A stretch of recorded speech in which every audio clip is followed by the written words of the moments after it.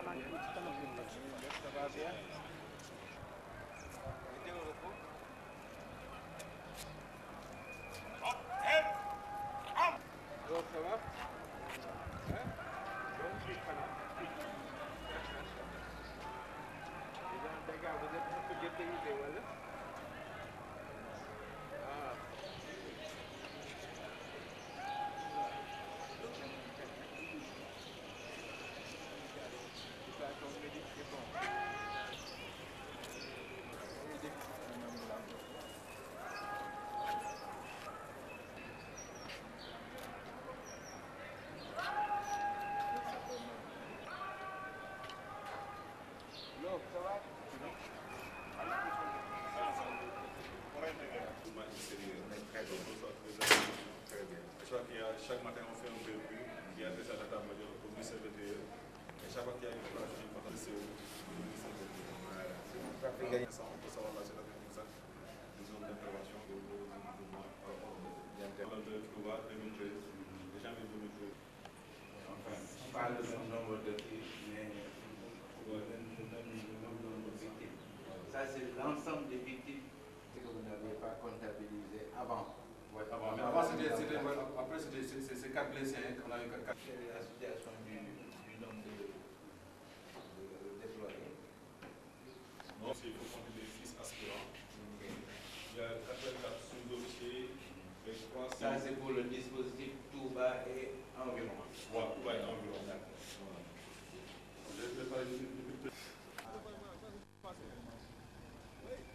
Okay. Veuillez vous présenter, s'il vous plaît. Je suis le commandant Moussa Niang, commandant du groupement d'incendie numéro 2, chargé de l'information et des relations publiques de la Brigade nationale des sapeurs-pompiers. Okay. Monsieur le commandant, est-ce que vous pouvez revenir sur les dispositifs mis en place dans le cadre du Grand Magal de Touba? Ouais, je vous remercie. Bon, comme à l'accoutumée, la Brigade nationale des sapeurs-pompiers, à l'occasion de tout événement qui rassemble des milliers de personnes, donc engage un dispositif sécuritaire chargé de la sécurité des personnes et de la sauvegarde des biens, mais surtout de la prévention et de la prévision, donc pour en ce qui concerne la gestion de ces personnels. À cet effet, la Brigade nationale des sapeurs-pompiers a engagé un nombre important de personnel et de matériel, donc pour la couverture sécuritaire du Grand Magal de Touba, édition 2013 bis. Pour cela, donc, le détachement qui est mis en place est à Touba depuis le lundi 16 décembre et compte y rester jusqu'au mercredi 25 décembre 2013. Donc le détachement il est articulé en 2 échelons. Donc un premier échelon qui est constitué de tous les moyens qui sont engagés dans la ville sainte de Touba et de ses environs, notamment le PC, là où nous nous trouvons dans la caserne des sapeurs-pompiers de Touba. Donc le dispositif qui est établi à Mbaké, un dispositif qui est sur au niveau du croisement de Dara, au niveau du croisement de Guédé et celui donc sur la route de Darou Moussi et au niveau de Janatul Mahwa. Donc ça c'est le dispositif qui constitue donc le premier échelon à l'intérieur de Touba. Ce qui nous permet à chaque fois qu'il y a une intervention, en tout cas de trouver le moyen qui va bien et qui peut se projeter très rapidement sur le lieu d'intervention. Ensuite il y a un deuxième échelon qui est constitué de tous les moyens qui sont engagés sur les axes menant vers Touba, notamment Dakar, Diamniadio, Thiès, Diourbel, Touba. Et sur cet axe-là, si vous avez bien vu, donc il y a un détachement à Diamniadio, un détachement à Pout, un détachement à Khombol avec un camion grue pour dégager les véhicules qui sont en panne ou qui sont accidentés de la voie publique pour permettre la fluidité du trafic, un détachement à Bambey, un détachement à Ndoulo, le même dispositif qui est à Khombol, il est établi à Ndoulo aussi pour libérer la voie et un détachement à l'entrée de Mbaké. Sur l'axe Saint-Louis, Tivaouane, Touba, nous avons un détachement à Kébémer, un détachement à Mekhe et un détachement pour ceux qui veulent prendre la corniche, un détachement à Sagata et un détachement à Darou Moussi. Ça, c'est pour ceux qui viennent du nord. Et ceux qui viennent donc de Kaolack, donc nous avons un détachement à Kaffrine et à Gossas. Donc c'est pour permettre un maillage complet afin que les sapeurs-pompiers puissent répondre dans un délai très court donc aux sollicitations des populations et des pèlerins. Mais cela s'ajoute aussi que donc, la Brigade nationale des sapeurs-pompiers a mis en préavis toutes les unités qui sont installées sur les grands axes, ce qui les permet, en tout cas à chaque fois qu'il y a une intervention, en plus des détachements, mais de venir en appoint, en secours donc, de ces détachements donc, pour assurer une bonne couverture sécuritaire du Magal. Okay, mon commandant, une dernière question. Y a-t-il des cas d'accidents qui ont été notés? Voilà, affirmatif. Depuis qu'on est là le 16 décembre, donc nous avons effectué 59 interventions. Dans les 59 interventions, ce qu'il faut reconnaître, c'est qu'il y a une trentaine d'accidents de la circulation qui ont engendré 250 victimes. Et parmi les 250 victimes, malheureusement, il y a 8 corps sans vie, 8 décès.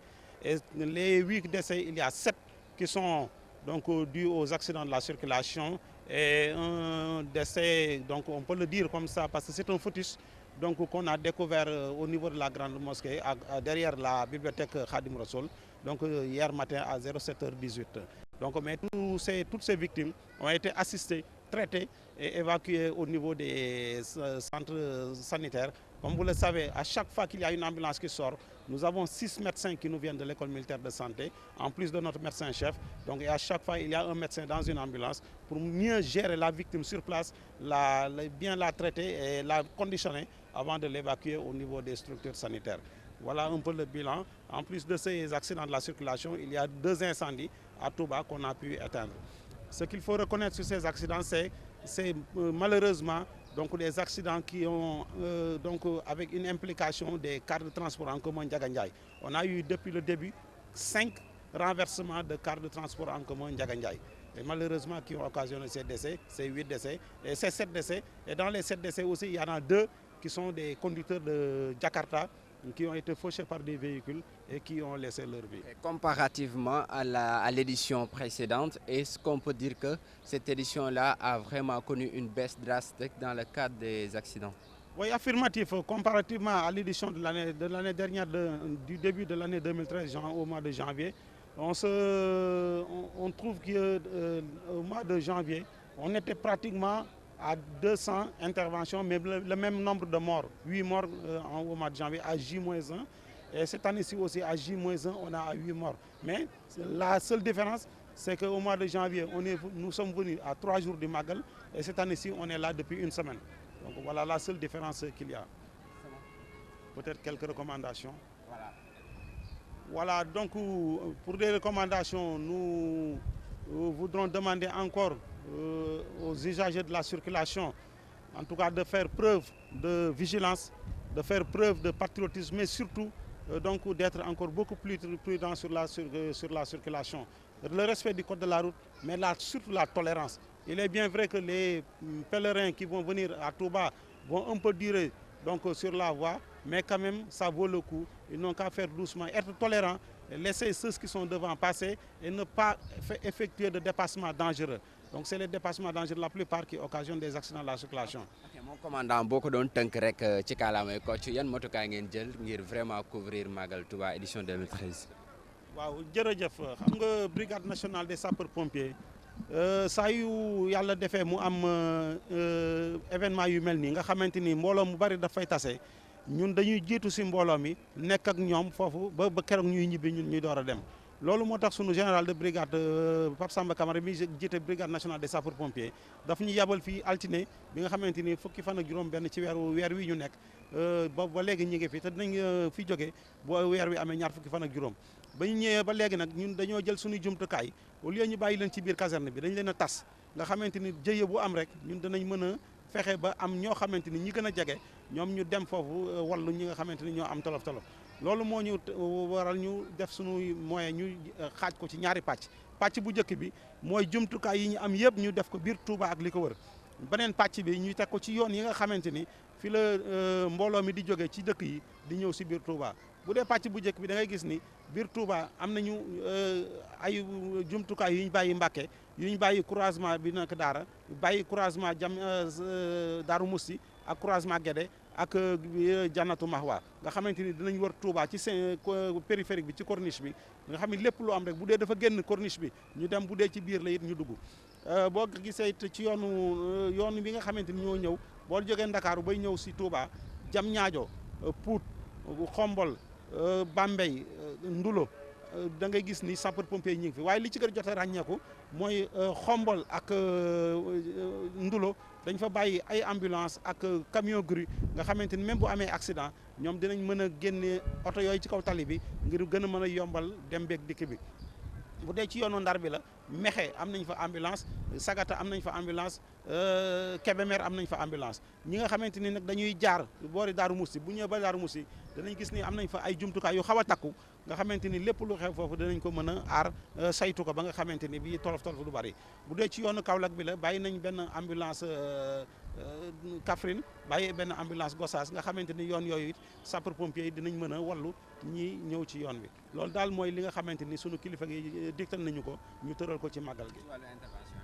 waaw ci wàllu intervention yi bi ñu fi ñëwee léegi daanaka def nañ fi lu mat juróom fukki intervention ak juróom-ñeent ci loolu nag liñ ci gën a ràññee mooy am na ci lu mat fanweeri accident yoo xamante ni def nañ ko ci te yooyu nag dafay indi lu mat ñaari téeméer ak ñeent fukki nit yoo xamante ni am na ci ay gaañu ak juróom-ñetti nit yu ci bàyyi yàlla moom seen bakkan ci juróom-ñett yooyu dañoo gis ni juróom-ñaar yi ñoo faatu ci accident de la circulation ak kenn koo xamante ni kii daanaka jotul woon a nekk nit sax ndaxte gune gu doon door a juddu la waaye dafa indiwul bakkan ñu bàyyi ko ci wetu jumaa ji donc loolu mooy accident yi liñ ci gën a ràññee nag ci accident yi mooy li ci gën a bari car transport en commun yooyu ñu tuddee Njaga Njaay ñoom daal daanaka daal li ci gën a bari ci lañ bokk ndaxte am na ci lu mat juróomi car yoo xamante ni dañoo këpp ci yoon wi te indi ci ñaar ak ñett yoo xamante ni dañ cee faatu am na it loolu ñuy woowee ñiy dawal moto yi ñu di leen di faral di tuddee Jakarta yooyu it am na ci ñaar ñoo xamante ni